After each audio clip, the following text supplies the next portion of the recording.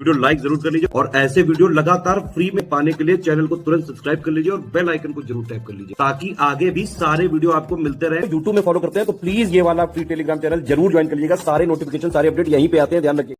नमस्कार दोस्तों, एक और पॉलिटी के पीवाईक्यू सेशन में आप सभी का स्वागत है। यूपी बीएससी के एग्जाम्स में जितने भी पूछे गए हैं, चाहे वो आरओ का हो, चाहे यूपी पीसीएस का एग्जाम हो, बीईओ का हो, सारे पॉलिटी के सवाल का डिटेल एनालिसिस कर रहे हैं। पूरे सिलेबस को भी कवर करेंगे, तो मिस मत करिएगा। बहुत ही ज़्यादा इंपॉर्टेंट है ये, लोअर पीसीएस के लिए भी आपके बहुत ज़्यादा काम आएंगे, बहुत ज़्यादा उपयोगी हैं। इससे पहले के 2 लेक्चर दिए हैं डिटेल में, नहीं देखें तो उसको भी देख लीजिए।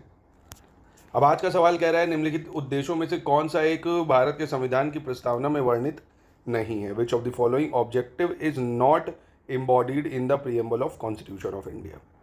Liberty of thought, economic liberty, liberty of expression या लिबर्टी ऑफ बिलीफ? यानी विचार की स्वतंत्रता, आर्थिक स्वतंत्रता, अभिव्यक्ति की स्वतंत्रता या विश्वास की स्वतंत्रता? तो आपको पहले पता होगा कि हमारी प्रीएम्बल में 5 टाइप की लिबर्टी दी हुई हैं, हिंदी इंग्लिश दोनों में। आपको बताता हूँ मैं कौन सी 5 टाइप की लिबर्टी है। पहली लिबर्टी ऑफ थॉट, यानी विचार की। दूसरी लिबर्टी ऑफ थॉट के बाद एक्सप्रेशन, अभिव्यक्त करने की, है ना, लिबर्टी ऑफ थॉट एक्सप्रेशन। तीसरी विश्वास की, यानी बिलीव की, लिबर्टी ऑफ बिलीफ। चौथी है लिबर्टी ऑफ फेथ। पांचवी है आपकी liberty of worship, liberty of worship, यानी विचार की स्वतंत्रता, अभिव्यक्ति की स्वतंत्रता, आस्था, उपासना, है ना, और विश्वास। ये सब, ये 5 तरह की लिबर्टी दी, ठीक है। यानी लिबर्टी ऑफ एक्सप्रेशन भी है, बिलीव भी है, थॉट भी है। इकोनॉमिक लिबर्टी कहीं से नहीं दी है। अच्छा, अगर मैं पूछ लूँ हमारे प्रीएम्बल में जस्टिस कितनी तरह का दिया हुआ है, कितने टाइप का जस्टिस या न्याय दिया है? तो सोशल, इकोनॉमिक जस्टिस और पॉलिटिकल, 3 तरह का है ना, सोशल, इकोनॉमिक, पॉलिटिकल, ठीक है। चलो आगे बढ़ते हैं। भारतीय संविधान के किस अनुच्छेद में राज्य निर्वाचन आयोग के गठन का प्रावधान है? यानी स्टेट इलेक्शन कमीशन कह रहा है, कौन से कॉन्स्टिट्यूशन के आर्टिकल में दिया है? 243 के, बी, ई या एफ?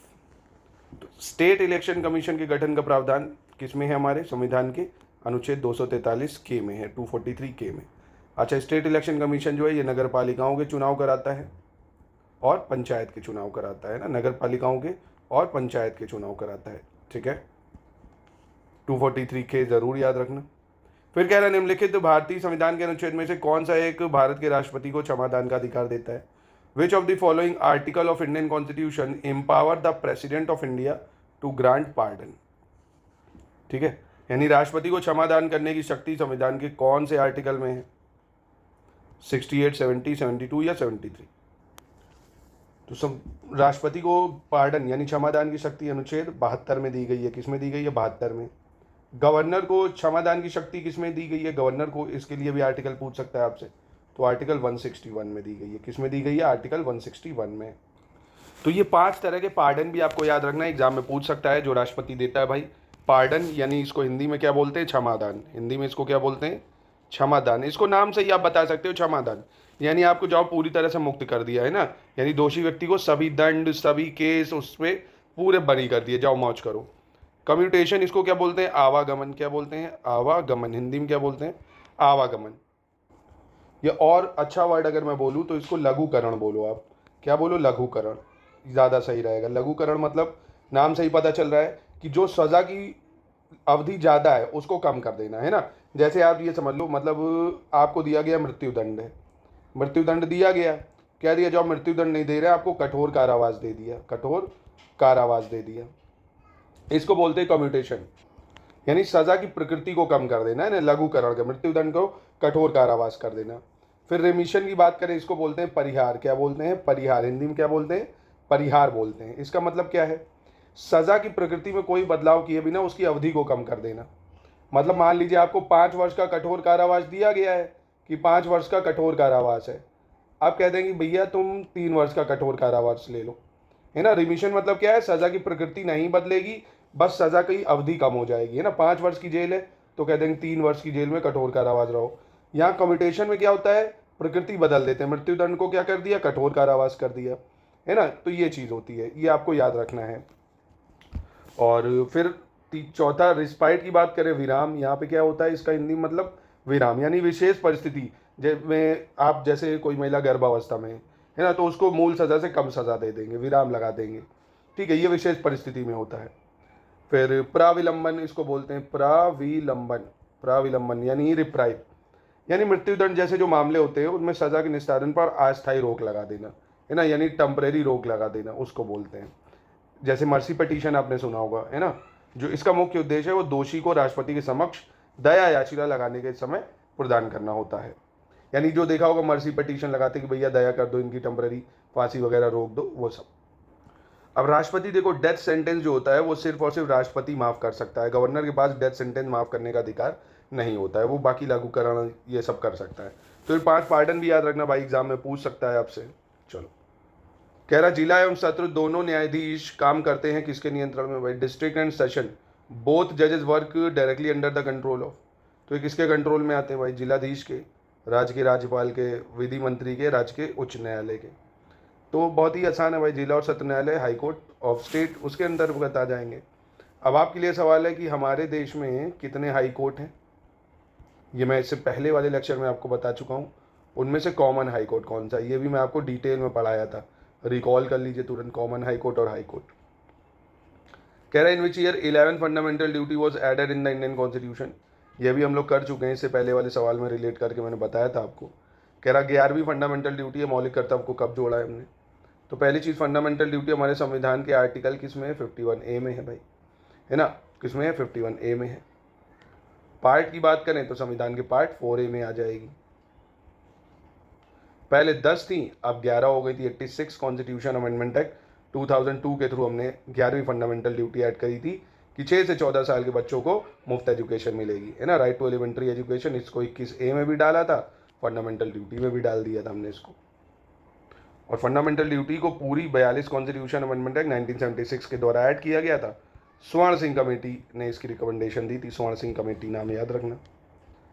चलो फिर कह रहा है 84th constitution amendment act till which year the total number of existing seat in Lok Sabha shall remain unaltered, यानी 84वें संवैधानिक संशोधन अधिनियम के अनुसार किस वर्ष तक लोकसभा में मौजूद सीटों की कुल संख्या में परिवर्तन नहीं हो सकता है, 41, 31, 26 या 25। ये तो करंट अफेयर्स का भी सवाल है, लिंक करके आपसे पूछ सकता है, क्योंकि अभी देखो सीटों की संख्या बढ़ाने की बात चल रही है भाई। 2026 तक ये हमने करा 34 कॉन्स्टिट्यूशन अमेंडमेंट के तहत। अब आपने देखा ना नया डिलिमिटेशन बिल जो आया है 543 से कह रहे हैं हम लोग सीटों की संख्या 850 कर देंगे, जिस 850 में से आप ये समझो 815 जो रहेंगी वो किससे रहेंगी आपकी, मतलब 830 मान लीजिए स्टेट से ले लेंगे, बाकी 20-25-35 तक मान लीजिए ये लोग यूटी से ले लेंगे। अब देखो कितना क्या लेते हैं, मतलब इससे भारत पे आप ये समझो एक और बोझ ही बढ़ेगा। ये नेता जो है 543 भी हैं जो लोकसभा के मेंबर, ये क्या उखाड़ रहे हैं, आप देख रहे हो पेपर लीक पे लीक होते जा रहे हैं, देश में क्या हालात चल रहे हैं, हर चीज़ में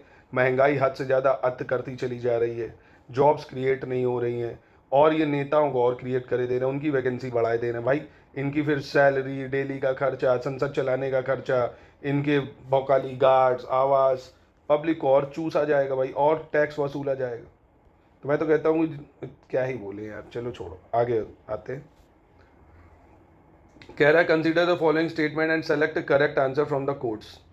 भारत का राष्ट्रपति अपने पदभार ग्रहण करने की तिथि से 5 वर्ष की अवधि तक कार्यरत रहेगा। President of India shall hold office for a term 5 year from the date on which he or she takes the oath. राष्ट्रपति यदि आवश्यक हो तो अपना त्यागपत्र भारत के सर्वोच्च न्यायालय के मुख्य न्यायाधीश को प्रस्तुत कर सकता है, यानी प्रेसिडेंट जो है सबमिट कर सकता है is resignation if necessary to the chief justice of supreme court.